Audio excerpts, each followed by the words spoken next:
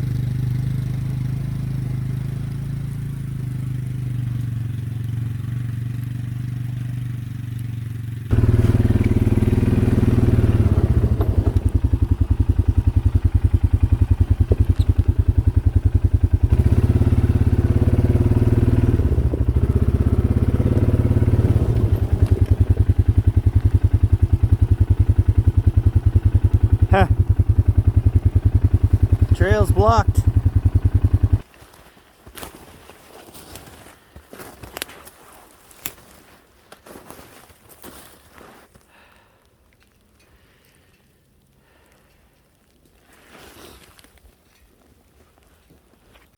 Look at that, would you? Dirty old Sasquatch. Blocking the trail, pushing trees down. I don't know, I'm gonna say definitely it's gotta be natural, but it is weird that one little tree here in the midst of the forest along the side of the trail gets broken down like that. Why is there nothing else around here blown down? You know, if a windstorm came through and blew a swath of trees over, you know, how did the wind just pick this one little tree right here along the side of the trail? I don't know. Let's take a closer look at this brake. You guys can analyze it. I'm going to have to say natural because you know me, scientist guy, right? But let's just take a look. Well, what can we tell from looking at that? Not a whole lot, I guess. Just that it snapped.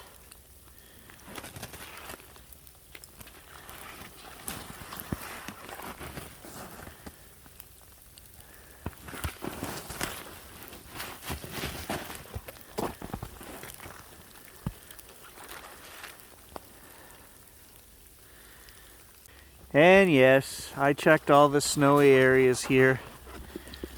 There's no tracks other than Gage, and there's a deer track over there.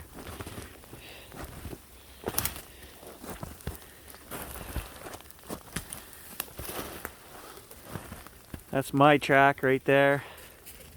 But it is odd. I find it odd. Look at all the little trees in this area. There's another one right there. There's all these little guys right here. You know, all these little guys right here. None of them are snapped off.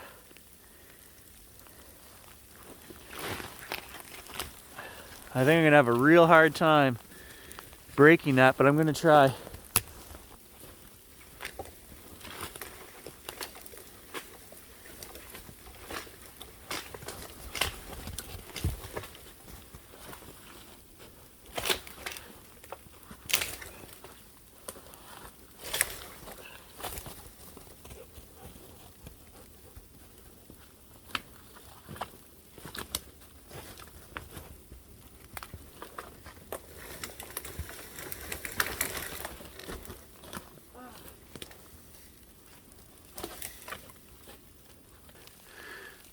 I got poked right in the top eyelid.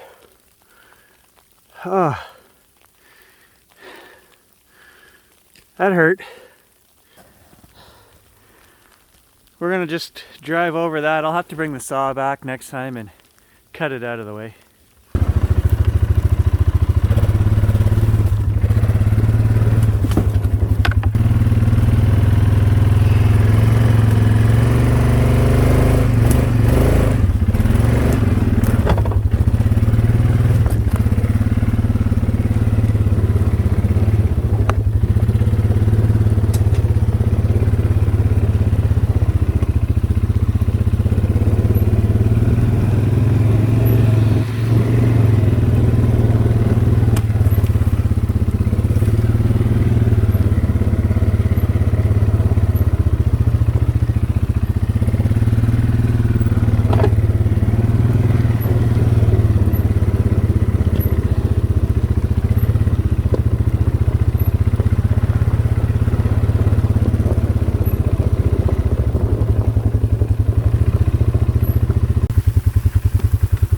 As you guys will see, we're breaking through the ice in all the places here. The trail is not really frozen anymore.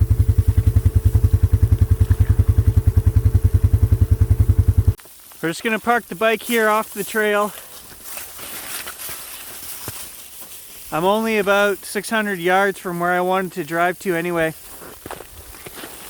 I don't want to cross the open swamp up here because chances are good that we'll break through and we'll be up to the handlebars in mud if we do that. So it's actually rained this week twice, and today is freezing rain, and temperatures have been about 7-8 degrees Celsius above zero. So the swamp trail is really not frozen anymore, and we don't have any snow. Very little snow, less than an inch. So a crazy year. Just put a bunch of deer out of the swamp there. I saw 2 or 3 whitetails heading for the far shore. The dog never noticed them at the time. I swear I notice more than he does. I really think I do.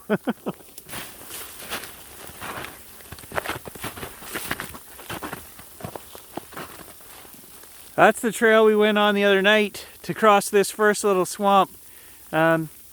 We're just going to walk around the outside today. We want to get to that back corner over there. The 90-acre trail actually loops around that way. And we don't want to go that way. We want to go back to the big swamp, which is back there.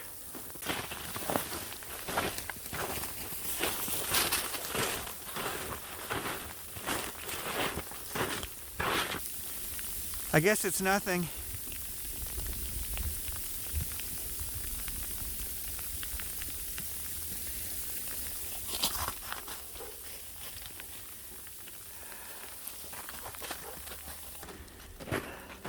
Sometimes I feel like these woods are haunted.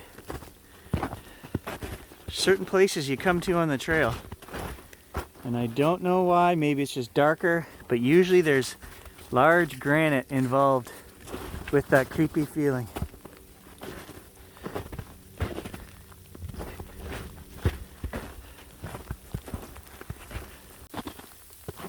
I made the decision to bring the phone today because it's waterproof. The camcorder isn't. And I charged up the gimbal because the other day we tried to come out with the gimbal. I forgot to charge it. It failed halfway through. So, really, it's a struggle to drive down that trail. Being on the gimbal and on the nice new four-wheeler with the great suspension, you guys don't realize how rough that trail is. Even with power steering, I'm steering with one hand as I'm holding the gimbal for you guys. So it's very taxing on my arm, and it's just very rough. Yeah, I could hook the GoPro up or something to the front. There's 2 problems with that. The GoPro doesn't like the cold. The batteries will fail in about 5 minutes, even in temperatures like this, which is right around 0 degrees today.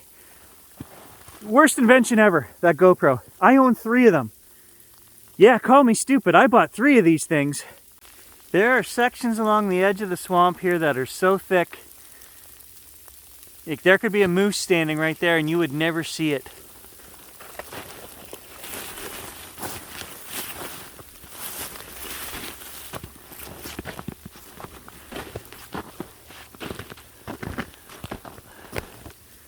Like, look how thick that is in there. My eye really hurts where I got poked.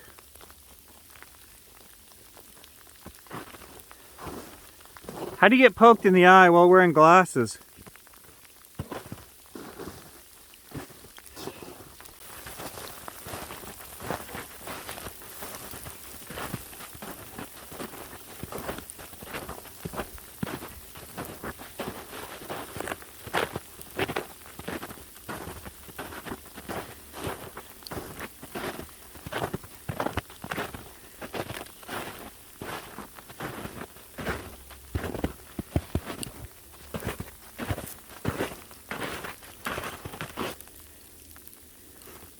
Fox track? Is that what you're sniffing?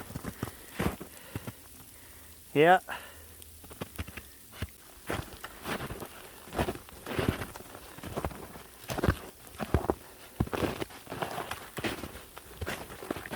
We do get the nice HDR footage from the phone.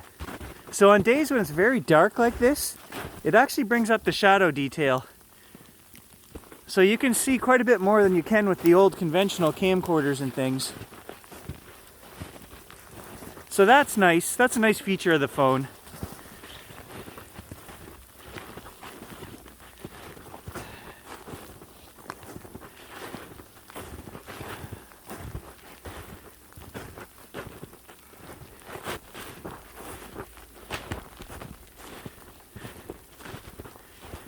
This is the trail here that we want. It goes back to the big swamp. As far as I know, no one has been in this trail this year because you can't come across those first open swamps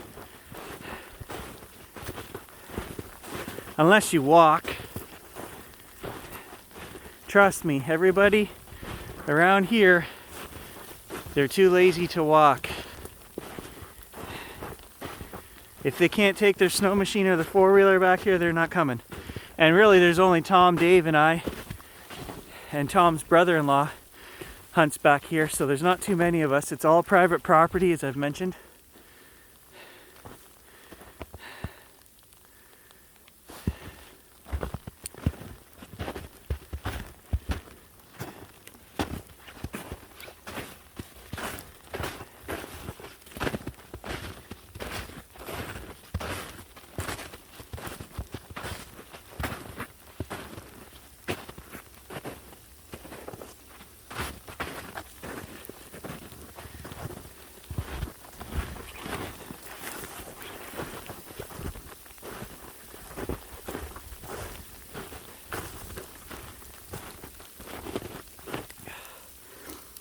You gotta watch spots like this, boy.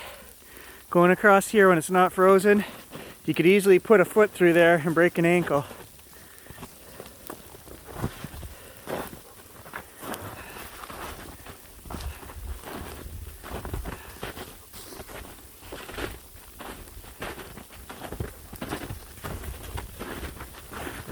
So this is kind of the edge of the 90-acre trail, which comes along here and it goes off that way. As I said, it circles around the swamp and heads back that way.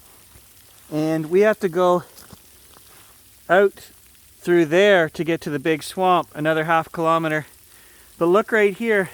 We've talked about this. If you're new to the channel, this will be news to you, but look at, they put a snowshoe trail right here on the edge of this property. This is Dave's property. And they've been using this the last couple of years. And really, they shouldn't be. I have never gone down this snowshoe trail. They've got 2 or 3 different trails through here now. So not only did they mark the trails, but they cut anything that was in the way, you know, brush and branches and little trees, and it's private property. They shouldn't have done that. Do I see a triangle right there? No. Just a couple of leaners, I think. Yeah, just a couple of leaners. You know, if that had 3, 4, 5 more sticks in there, we would get in there and investigate, but I think it's just natural.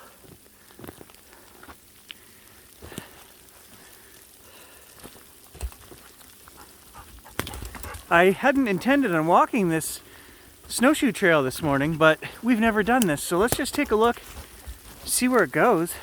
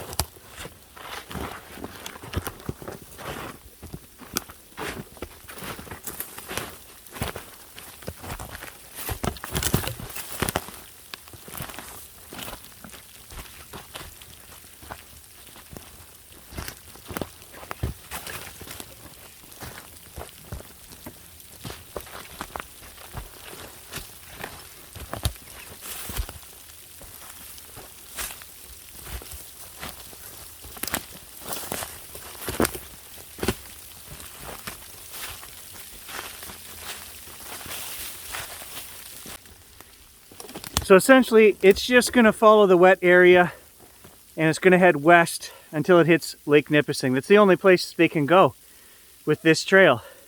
If we get out there any further, we're going to get into a wet river creek system and they wouldn't be able to cross there.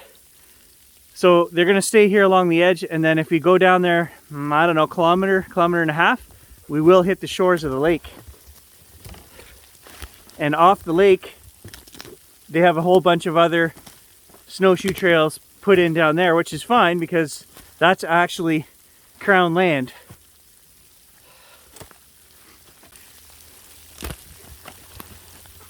They sure love their flag tape though, whoever these guys are. Every 10 feet. Which this time of year, it's not a terrible thing. If people were not used to the bush, they definitely couldn't get lost, that's for sure.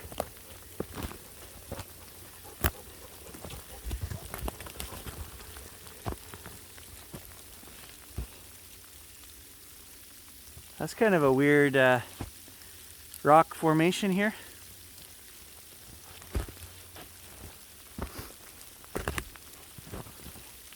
Ancient Mayan construction.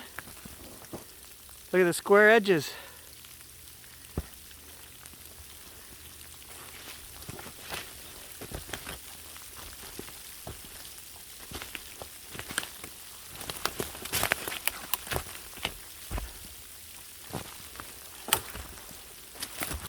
I always wonder, you know, about civilizations that occurred many eons ago. And I believe that the earth was inhabited much longer than what conventional science and history tell us, 5,000 years. Much longer than that. You know, humans, there's no way in my mind that humans have evolved simply in the last 10,000 years since the Ice Age to start civilization and farming and social gathering and all this stuff that they say. I just don't think so. If you think of how hard it is for Gary to get a deer or a moose with all the modern conventions, you know, four-wheelers, guns, cameras, everything that we use, trail cameras, and I still go seasons where I don't get certain animals. These guys had to live and eat week after week. They're out there hunting with spears and arrows, and I just find that so hard to believe. And living in the conditions that we live in, there really are no cave systems up here in Northern Ontario. There's the odd little cave, you know. It's a big deal if there's a cave that you can walk into and there's roof over top of your head. Up here, it's a big deal, right? And they're all marked. And the closest ones to here that I know of are a couple 100 kilometers, right? Natural cave systems. And they don't go very far. They go in 100 yards into the rock and that's it. So you're not going to have clans of, you know, 100 people living in these systems up here. Didn't happen. So you're out here facing the brutal elements every day. There's just so much more that has occurred in human history that it would not surprise me to be out here in the wild, the Canadian wild, and find, you know, rock signs of an ancient civilization. It it would not surprise this guy. I honestly believe it could be here somewhere.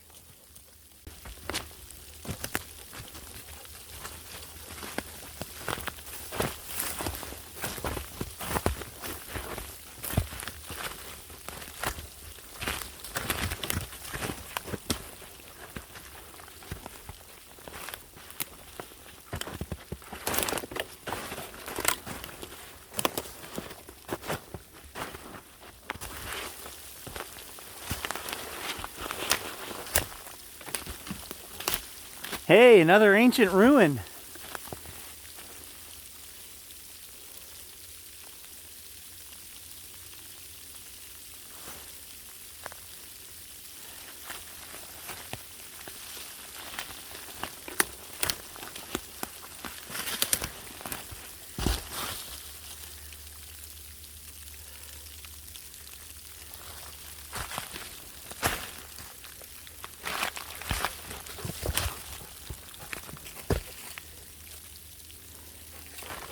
Curious looking stones. What do you think, Gage?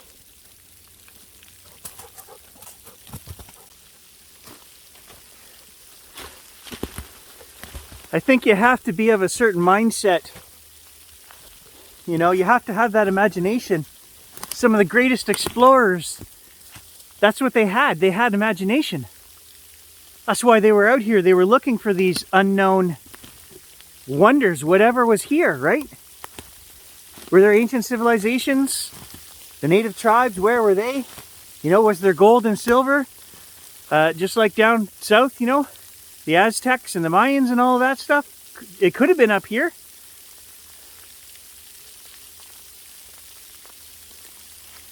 And if you don't have that imagination, you're going to be lacking that drive to get out here and explore. I think that's what drives all of these great explorers.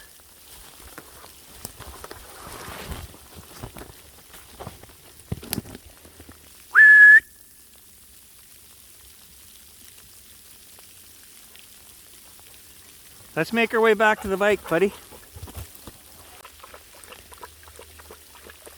Yeah, I'm thirsty too, buddy. Save some for me.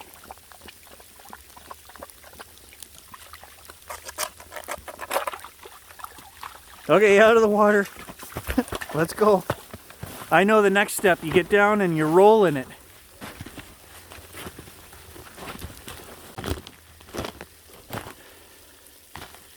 I don't believe much of what science tells us about culture and society, these ancient civilizations. I've been to Peru. What an amazing trip that was. I've studied the archaeology, the buildings, the foundations up close. It's amazing stuff. You see these videos online talking about, you know, how thin the line between the blocks are. It's absolutely amazing. It's a hair width. Like, you couldn't push a hair between these stones, and they're not cut straight. You know, so they'll be cut, there'll be a V down, and then the block on top is cut in the exact same fashion with an out position of stone to fit in that V. You couldn't cut that with modern technology. What guy, you know, if you had computer precision printing today and you were cutting these stones like steel, you would have a hard enough time lining these things up to fit exactly. So it's mind-blowing. It's even more mind-blowing in person. And to go on the tours, I had to bite my lip because you're trying to be respectful. You're on the tour, you're listening to what they're telling you about their civilization. And the Mayans will tell you that their civilization only goes back 400 years and that they came out of a lake. Their people emerged from Lake Titicaca. So I understand the myth and I appreciate the legend behind it. But then, you know, you obviously can't put any stock in anything they tell you about how they built these buildings, which the oldest tales, when the Spaniards came through, they told them, we did not build these buildings. These were here before our time. Now the story has changed, and if you go there as a modern visitor, they will tell you that their ancestors built these buildings. Why? Because it's all part of the tourism, right? They want to be a part of the tourism. They're leading tour guides. They have experts who are leading these tours. And I get that, I understand that, but the truth is, no one knows how those buildings were built.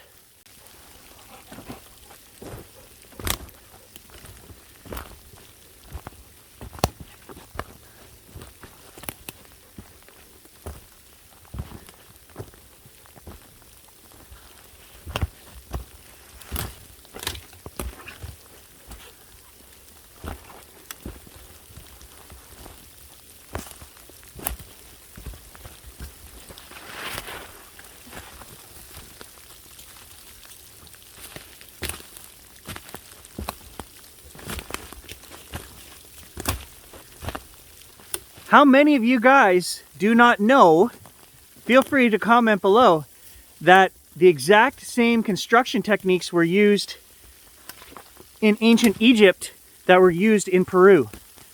So we have locking stones, and we have the convex, the really old stones that are laced together with, like I say, not a hair width between them.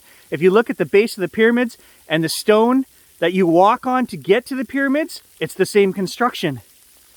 Right? I did not know that till a few years ago. Doing my research on these ancient civilizations, I would never have said the two were connected, but obviously they were connected.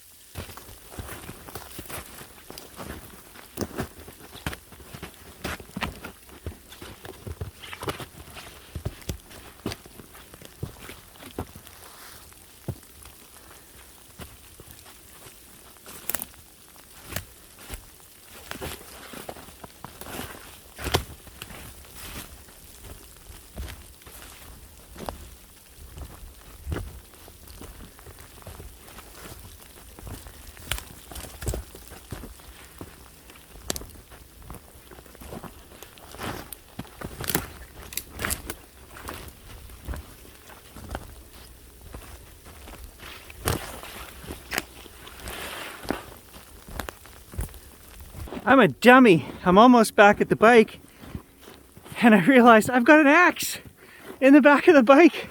I should have took it out, whacked that spruce up with the axe. I never would have got poked in the eye.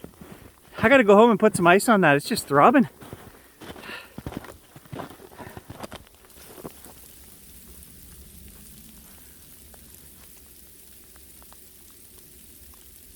I just heard the weirdest howl.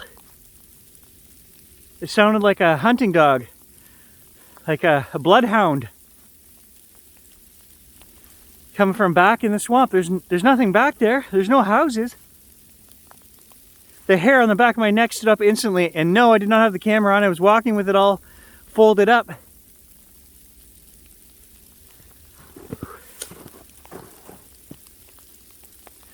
Had to be coyotes or something, but it was weird.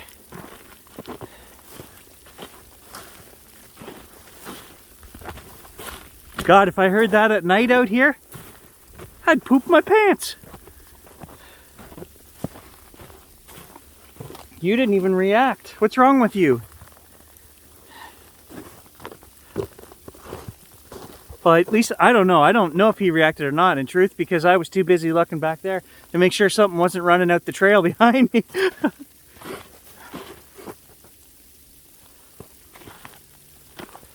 Weird. We're back at the bike, so I'm not too worried about it. Time to get on the bike and get out of here.